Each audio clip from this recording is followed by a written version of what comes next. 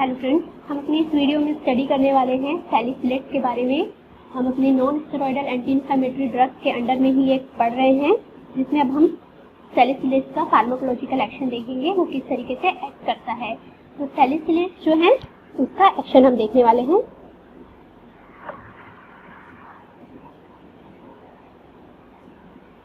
Salicylate या aspirin का यहाँ पर हम पूरा फार्माकोलॉजिकल एक्शन, उसका ड्रग इंटरेक्शन, सारी चीज़ों को स्टडी करेंगे। तो यहाँ पर एस्प्रिन जो होता है, जब हम इसे इंटेक करते हैं तो हम इसे इंटेक करते हैं in the form of acetyl salicylic acid. तो ये इनिशियल क्या होता है, एसिटाइल सैलिसिलिक एसिड होता है। एसिटाइल सैलिसिलिक एसिड होता है क्योंकि ये जो फॉर्म है एसिटाइल सैलिसिलिक एसिड का, जो फॉर्म होता है ये एक तरीके से इनएक्टिव होता है। जैसे ही ये बॉडी में एंटर करता है, वहां पर इसका फर्स्ट पास मेटाबॉलिज्म होता है, वहां पर ये रैपिडली कन्वर्टेड हो जाता है, rapidly converted into salicylic acid.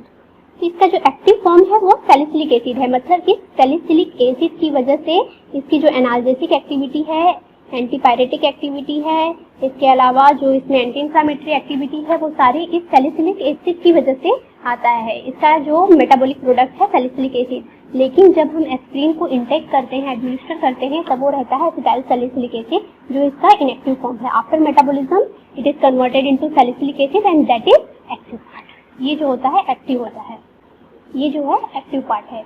इसके बाद हम इसका बहुत ब्रीफ में मैकेनिज्म ऑफ एक्शन देखते हैं, क्योंकि हमने जो सैलिसिलेट्स है या फिर जो non steroidal anti inflammatory drug है, इसका क्लासिफिकेशन हमने पहले की वीडियो में देख चुके हैं। इसलिए इस वीडियो में हम यहाँ पर केवल जनरल सा मैकेनिज्म ऑफ एक्शन देख रहे हैं कि इसका मैकेनिज्म ऑफ एक्शन क्या है।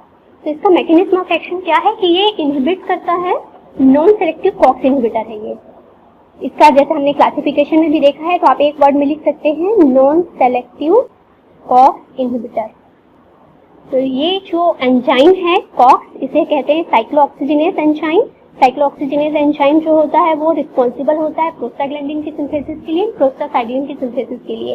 तो इस तरीके से ये इस एंजाइम को ब्लॉक कर देते हैं, इनहिबिट कर देते हैं। तो यहाँ पर रिजल्ट क्या होता है, प्रोस्टाग्लैंडिन सिंथेसिस इनहिबिट हो जाता है। तो ये क्या कर रहा है, इनहिबिशन ऑफ प्रोस्टाग्लैंडिन सिंथेसिस। और प्रोस्टाग्लैंडिन जो है बहुत तरीके से इन्वॉल्व होता है। तो जो पेन सेंसेशन है, फीवर है, उन सब में प्रोस्टाग्लैंडिन का बहुत इंपॉर्टेंट रोल होता है। इस तरीके से ये प्रोस्टाग्लैंडिन के सिंथेसिस को इनहिबिट कर देता है, जिसकी वजह से हमको पेन कम महसूस होता है, हमारा बॉडी का टेम्परेचर धीरे धीरे डाउन होने लगता है।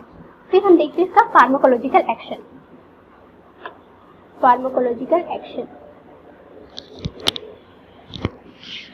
इसका फार्माकोलॉजिकल एक्शन जो है बॉडी के अलग अलग पार्ट में अलग अलग एक्शन होगा। तो यहाँ पर सबसे पहले इसका देखते हैं analgesic. First analgesic, antipyretic and anti inflammatory action. ये तीनों एक्शन कैसे देता है, तो यहाँ पर हम अगर बात करें एज अ एनाल्जेसिक, तो ये एक वीक एनाल्जेसिक है। हम यहाँ पे किसके लिए बात करें, किसके रिस्पेक्ट में, एनाल्जेसिक के रिस्पेक्ट में। तो ये एक वीकर एनाल्जेसिक है देन मॉर्फिन। अगर हम मॉर्फिन से कंपेयर करें, मॉर्फिन एक नार्कोटिक ड्रग है जो कि बहुत अच्छा, इसमें पेन को रिड्यूस करने की कैपेसिटी होती है। तो उसके कंपैरिजन में जो एस्प्रिन है वो वीक एनाल्जेसिक है। एंटीपायरेटिक, एंटीपायरेटिक में ये टेम्परेचर को डिक्रीज करता है, लो करता है, नॉर्मल टेम्परेचर पे लाता है। कैसे लाता है, तो बाय स्वेटिंग। कैसे कर रहा है, तो स्वेट इंड्यूस कर रहा है। स्वेटिंग की वजह से हीट का लॉस होने लगता है, तो इसकी वजह से हीट लॉस हो रहा है और इस वजह से धीरे धीरे बॉडी का टेम्परेचर कम हो रहा है। और सेकेंड रीजन क्या है, cutaneous dilation. Cutaneous dilation, vasodilation, cutaneous vasodilation. तो इस तरीके से ये एंटीपायरेटिक एक्टिविटी शो कर रहा है। इसमें जो एंटी इंफ्लेमेटरी एक्टिविटी होती है वो कब होती है, एट हाई डोज। जब हम इसका हाई डोज लेते हैं तब इसमें एंटी इंफ्लेमेटरी एक्टिविटी आता है। इसके अलावा ये कुछ फ्री रेडिकल्स को भी हटा देता है, जिसकी वजह से इसमें एंटी इन्फ्लेमेटरी एक्शन आता है। तो सबसे पहला इसका रीजन क्या है एंटी इन्फ्लेमेटरी एक्शन का, कि कॉक्स इनहिबिटर है, प्रोस्टाग्लैंडिन की सिंथेसिस कम हुई, इस वजह से वहां पर जो स्वेलिंग का प्रोसेस है वो कम हो गया है।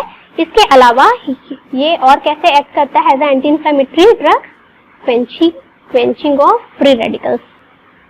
तो तो इस तरीके से ये एक्शन देता है। इसके बाद में हम देखते हैं इसका metabolic effect. Second, metabolic effect. इसका मेटाबॉलिज्म पर क्या असर पड़ता है, जो बॉडी में बहुत सारे मेटाबॉलिक प्रोसेस चल रहे हैं, मेटाबॉलिक प्रोसेस पर इसका क्या इफेक्ट चल रहा है। तो ये सेलुलर मेटाबॉलिज्म को इंक्रीज कर देता है। सेलुलर मेटाबॉलिज्म इंक्रीज कर दे रहा है, मेटाबॉलिक प्रोसेस बढ़ जा रहा है, specially in skeletal muscles. Skeletal muscles में बढ़ जा रहा है क्योंकि वहां पर ये अनकपलिंग कर रहा है ऑक्सीडेटिव फॉस्फोराइलेशन का, इसलिए हीट प्रोडक्शन तो हो रहा है लेकिन वो एनर्जी में कन्वर्ट नहीं हो पाता है। इसके अलावा ये इंक्रीज कर दे रहा है यूटिलाइजेशन ऑफ ग्लूकोज। तो ग्लूकोज का ज्यादा यूज होने लगता है तो ब्लड शुगर जो होगा वो क्या होगा, डाउन होने लगेगा। तो ब्लड शुगर लेवल डिक्रीज होने लगता है, ब्लड में शुगर का लेवल कम होता है क्योंकि मैक्सिमम अमाउंट में जो ग्लूकोज है वो यूटिलाइज कर लिया जा रहा है। और इसके अलावा ये प्लाज्मा में जो फ्री फैटी एसिड है और कोलेस्ट्रॉल का लेवल है उसको भी कम करता है, इनके भी मेटाबॉलिज्म को बढ़ा देता है। Plasma, free fatty acid and cholesterol decrease हो जा रहा है। अब हम देखते हैं रेस्पिरेशन पे इसका क्या इफेक्ट आता है, रेस्पिरेशन पे ये किस तरीके का इफेक्ट शो कर रहा है। थर्ड है रेस्पिरेशन। तो रेस्पिरेशन वो स्टिमुलेट कर रहा है, stimulation by peripheral as well as central action. अगर किसी पर्सन ने ज्यादा एस्पिरिन को ले लिया है तो उसे हाइपर वेंटिलेशन की प्रॉब्लम हो जाती है और इस बहुत ज्यादा लेने की वजह से वहां पर क्या हो रहा है, सैलिसिलेट लेवल ज्यादा हो जा रहा है जिसकी वजह से रेस्पिरेटरी डिप्रेशन हो रहा है और वो डेथ को भी कॉज करता है। एसिड बेस बैलेंस, बॉडी के एसिड बेस बैलेंस पर इसका क्या इफेक्ट है। Acid base and electrolyte balance. अगर हम एस्पिरिन को एज अ एनाल्जेसिक लेते हैं, केवल एनाल्जेसिक डोज पर लेते हैं तो इस पर इसका नो इफेक्ट, कोई इफेक्ट नहीं पड़ता है, एनाल्जेसिक नो इफेक्ट। और अगर इसे हम एज अ एंटी इंफ्लेमेटरी लेते हैं, मतलब जब हम इसे हाई डोज पर लेते हैं तब यहाँ पर क्या होता है, जो एसिडिक है इसका नेचर कैसा है, एसिडिक नेचर का है एस्पिरिन, तो एसिडिटी थोड़ी सी बढ़ने लग जाती है, जो ब्लड का पीएच होगा, यूरिन का पीएच होगा, थोड़ा एसिडिक होने लग जाता है। तो यहाँ पर सिग्निफिकेंट चेंजेस। सीवियस में इसका क्या इफेक्ट होता है, तो कोई डायरेक्ट इफेक्ट नहीं होता है हार्ट पर और ब्लड वेसल पर, no direct effect on heart and blood vessels इन पर इसका कोई इफेक्ट नहीं होता है।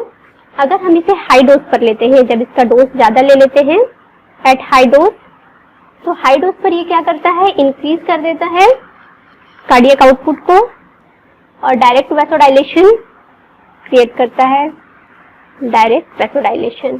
टॉक्सिक डोज पर, अगर इसे किसी ने बहुत ज्यादा डोज पर ले लिया है एट अ टॉक्सिक डोज, तो ये डिप्रेस कर देता है वैसोमोटर सेंटर को। डिप्रेस, जो ब्रेन में वैसोमोटर सेंटर है इसे डिप्रेस कर देता है। जीआईटी, अगला इफेक्ट देखते हैं हम कौन से ऑर्गन पर, जीआईटी पर, कि जीआईटी में इसका क्या इफेक्ट है। तो इरिटेट करता है गैस्ट्रिक म्यूकोसा को, एसिडिक नेचर का है इस वजह से ये इरिटेट करता है गैस्ट्रिक म्यूकोसा, जिसकी वजह से पर्सन को इपीगैस्ट्रिक स्ट्रेस का प्रॉब्लम होता है,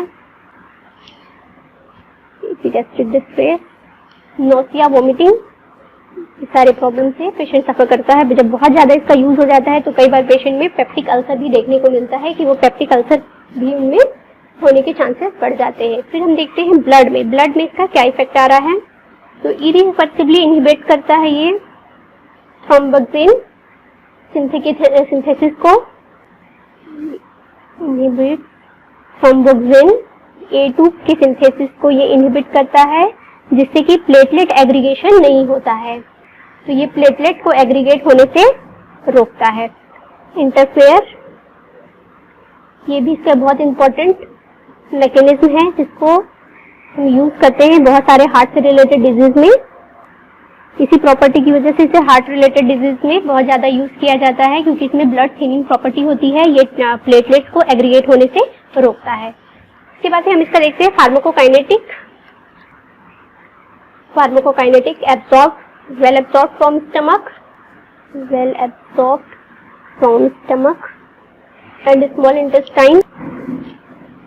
इसके अलावा ये रैपिडली डीएसिटाइलेटेड होता है, गट वॉल, इसे हमने पहले ही देखा था कि सबसे पहले क्या होता है कि इसमें डीएसिटाइलेशन होता है, जिसकी वजह से जो एसिटाइल सैलिसिलिक एसिड है वो कन्वर्ट हो जाता है सैलिसिलिक एसिड में, जो कि इसका एक्टिव ग्रुप है। 80% ये प्लाज्मा प्रोटीन बाइंडिंग शो करता है।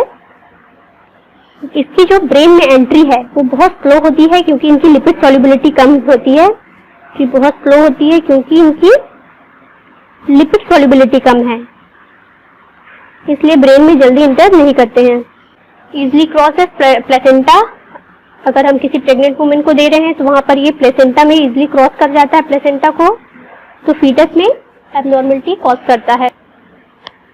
इसका जो प्लाज्मा हाफ लाइफ है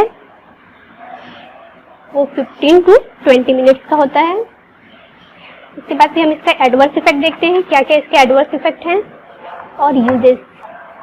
एडवर्स इफेक्ट, रे सिंड्रोम बहुत ही रेयर होता है, लेकिन एक बहुत ही रेयर केस में होता है, लेकिन फिर भी ये बहुत ही क्रिटिकल सिचुएशन है, तो रे सिंड्रोम होने के चांसेस बहुत ज्यादा होते हैं। इसके अलावा नोसिया, जो हमने अभी फार्माकोलॉजिकल एक्शन में लिखा है उसी में से आप यहाँ पे इसके एडवर्स इफेक्ट लिख सकते हैं कि इसमें नोसिया, वोमिटिंग, इन सब की प्रॉब्लम पेशेंट को रहेगी। Epigastric distress, mucosal damage, gastric mucosal damage, anaphylactic reaction, मतलब कुछ तरह के जो एलर्जिक रिएक्शन है वो यहाँ पर इसकी वजह से आता है। कुछ पेशेंट्स में ये भी देखने को मिलता है एनाफाइलेक्टिक एक्शन। इसके बाद हम देखते हैं इसकी यूजेस, हम इसको एस्पिरिन को कहाँ कहाँ यूज कर सकते हैं।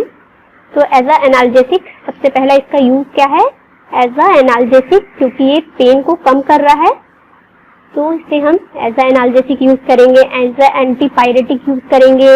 एक्यूट रियूमेटिक फीवर, जो एक्यूट रियूमेटिक फीवर होता है इसमें भी इसे यूज किया जाता है। रियूमेटिक अर्थराइटिस में भी इसे यूज किया जाता है, बहुत अच्छा ड्रग होता है रियूमेटॉइड अर्थराइटिस के लिए एस्पिरिन।